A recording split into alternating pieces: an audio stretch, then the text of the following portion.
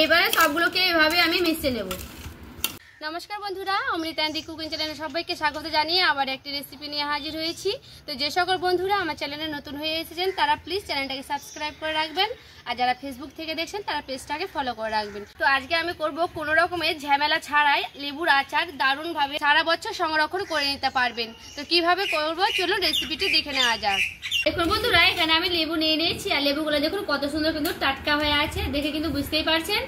আর বন্ধুরা, এখন তো লেবুর কিন্তু খুব দাম কম আছে, এই সময় কিন্তু লেবুর আচার করে তৈরি করে সারা বছর কিন্তু সংরক্ষণ করে নিতে পারেন। এই লেবুগুলোকে আমি খুব সুন্দর করে জলে ধুয়ে নেব। এখানে একটা বাটিতে জল নিয়ে নিয়েছি, আর দেখুন বন্ধুরা, আমি কিন্তু লেবুগুলোকে জলে খুব সুন্দর করে ধুয়ে ধুয়ে উঠিয়ে নিচ্ছি।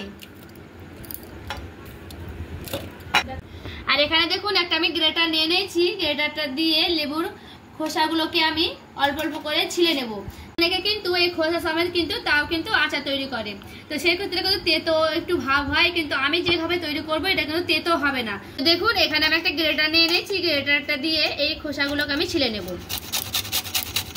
এভাবে হালকা করে এইভাবে ছিলে নেব, তাহলে কিন্তু তেতো ভাবটাও হবে না, আর লেবুর গায়ে কিন্তু অতটা চাপ পড়বে না। লেবুর গায়ে চাপ পড়লে কিন্তু লেবুটা বেশি তেতো হয়। দেখুন এইভাবে আমি করে নিচ্ছি। আমি কিন্তু এইভাবে ঘষে নিয়েছি সবগুলো লেবু। এবার আমি এগুলোকে পিস পিস করে কেটে নেব। লেবুগুলো নিয়ে নিচ্ছি, এবার আমি এগুলোকে 2 পিস করে কেটে নিচ্ছি। এবার এগুলোকে আমি 4 পিস করে কেটে নেব, এই যে এইভাবে। আর এইরকম করে আমি 2 টুকরো করে কেটে নিয়েছি। এগুলোকে আমি ওইভাবে কেটে নেব, দিয়ে ফিরে আসছি। আমি কিন্তু সবগুলোকে কেটে নিয়েছি পিস পিস করে, দেখুন দেখে কিন্তু বুঝতেই পারছেন। এবার আমি এখানে একটা বাটি নিয়েছি, এই বাটিতে আমি দিয়ে দেবো। এবার আমি লেবুর ওপরে দিয়ে দিচ্ছি লবণ। লবণটা একটু মাপ মতো দিয়ে দিতে হবে, নিজেদের মতো করে। দেখুন আমি লঙ্কা নিয়ে নিয়েছি, সেই লঙ্কাগুলোকে আমি দিয়ে দিচ্ছি। লেবুটা দিয়ে আর লবণটা দিয়ে এইভাবে আমি একটু নাড়াচাড়া করে নেব, দিয়ে এবার 10 মিনিটের মতো আমি রেস্টে রেখে দেবো ঢাকা দিয়ে। আর ওইদিকে লেবুটা লবণ দিয়ে আমি রেখে দিয়েছি 10 মিনিটের মতো রেস্টে, আর ততক্ষণ আমি এইগুলোকে ভেজে নেবো। এখানে আমি কি কি নিয়েছি দেখে নিন। এখানে নিয়েছি সর্ষে, আর 2টো নিয়েছি শুকনো লঙ্কা, এখানে নিয়েছি ধইনা, আর এখানে নিয়েছি 5 ফোড়ন। এগুলোকে আমি ভেজে নেব। গ্যাসটাকে আমি অন করে নিয়েছি, আর এখানে গ্যাসটা কিন্তু একেবারে কমিয়ে নেব, আর এখানে আমি দিয়ে দিচ্ছি। কমিয়ে কমিয়ে আমি ভেজে নেব 2 থেকে 3 মিনিটের মতো। এইভাবে অল্প একটু আঁচ দেবো দিয়ে। দেখুন এগুলোকে আমি কিন্তু ভেজে নিয়েছি, এবার আমি নামিয়ে দেবো। আর আমি বাটিতে ঢেলে নিব। এগুলো পুরোপুরি ভাবে ঠান্ডা হয়ে গেলে আমি মিক্সিতে গুঁড়ো করে নেব, এরপরে ফিরে আসছি।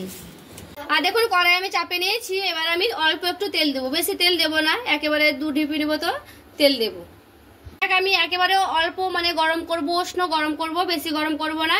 আর দেখুন বন্ধুরা, এইভাবে আমি কিন্তু মিক্সিতে আধা ভাঙা করে নিয়েছি। আপনারা চাইলে কিন্তু শিলনোড়ায় বা মিক্সিতে করলে এইভাবে কিন্তু আধা ভাঙা করে নেবেন, তাহলে কিন্তু খেতে খুব ভালো হয় আচারটা। আমি দিয়ে দিলাম। এইবারে সবগুলোকে এইভাবে আমি মিশিয়ে নেব। বন্ধুরা, সারা বছর সংরক্ষণ করার জন্য এরকম একটা কাঁচের বয়াম নিয়ে নিয়েছি। কাঁচের বয়ামে কিন্তু আচার রাখলে খুব ভালো থাকে, সারা বছর কিন্তু সংরক্ষণ করে নিতে পারবেন। এইবারে আমি এইভাবে কৌটোতে ভরে নেব।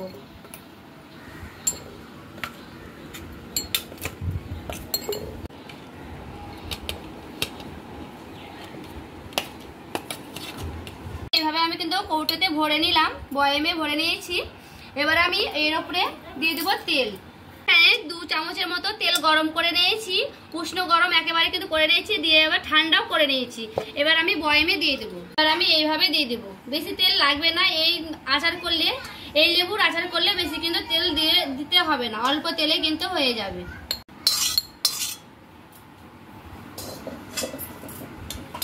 আমি এইভাবে মুখটাকে লাগিয়ে নিচ্ছি, আর এইভাবে দেখুন বন্ধুরা, এইভাবে কিন্তু আপনি সারা বছর সংরক্ষণ করে নিতে পারবেন, আর আচারটা কিন্তু খেতে খুব ভালো হয়।